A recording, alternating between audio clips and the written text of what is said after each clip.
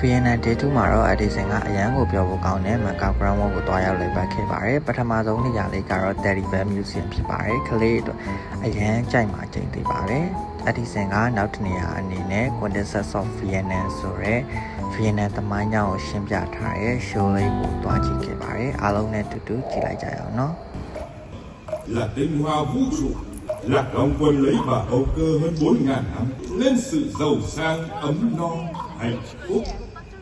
The true and most beautiful history of them ဒီ show လေးရာဆိုရင်ဖြင့်ခလေးကကိုပြသခဲ့ပြီးတော့ပထမခေတ်အနေနဲ့ Asian Area ဒုတိယခေတ်အနေနဲ့ The Life တတိယခေတ်အနေနဲ့ Landing Journey နဲ့နောက်ဆုံးခေတ်အနေနဲ့ Edison တို့အခုရောက်ရှိနေတဲ့ Modern Era ကိုပြသခဲ့ရပဲဖြစ်ပါတယ်